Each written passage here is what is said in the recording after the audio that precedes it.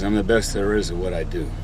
But what I do best isn't very nice. Ever since Disney bought Fox last year, fans have been waiting for any crumble of news they can get their mitts on when it comes to the X-Men or the Fantastic Four making their MCU debut. With a full calendar of films and Disney Plus shows on the docket and all of those movies and shows delayed due to the coronavirus, there's really no telling when we're going to get to see any of the X-Men appear in the MCU. But when Disney does pull that trigger, it's crucial who they debut first.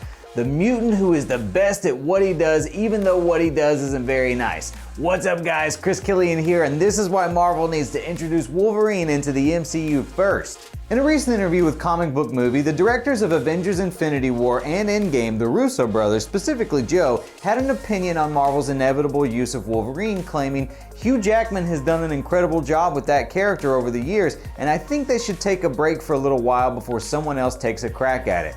That's an interesting take, seen as last year on an AMA Reddit when asked what superhero film they'd most like to direct, they said, "We've always loved us some Wolverine." So maybe the Russos are lobbying to keep the character locked away because they secretly just want Disney to hold off on Wolverine while they complete their other projects before swinging back around to take on an X-Men movie. Hey, it could happen. Yeah, and monkeys might fly out of my butt.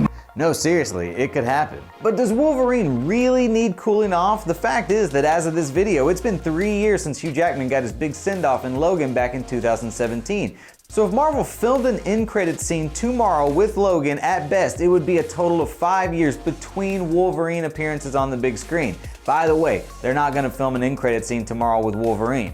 Considering Batman and Spider-Man have like a 2-month cool-off period before they get rebooted, 5 to 6 years seems plenty of time for Wolverine to cool off.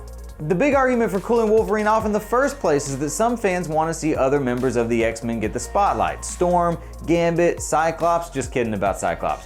You're a But seriously, at this point, with all of the need for content, there's no reason you can't have multiple solo X-Men movies. The studios can simultaneously focus on both Wolverine and any number of X-Men characters they choose. So Wolverine doesn't have to be blamed for this one.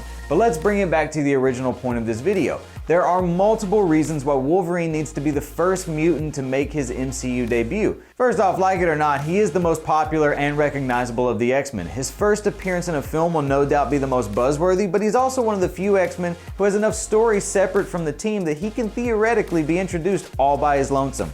It's important to remember that at this point in the MCU, mutants don't even exist, or at the very least, they're in hiding.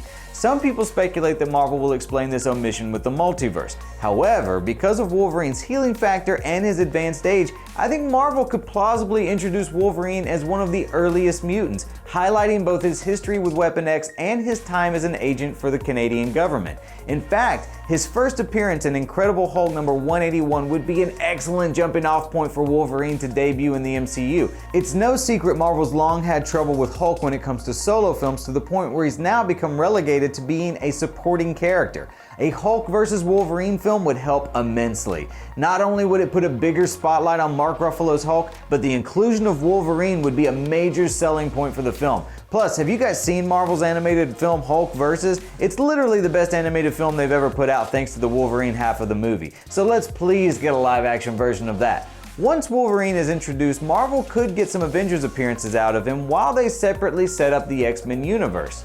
To explain the gradual appearance of mutants, the X-Men movies could be set some 20 to 30 years in the future, and then once again, because of his healing factor, Wolverine could eventually make his way to the X-Men movies and appear roughly the same age.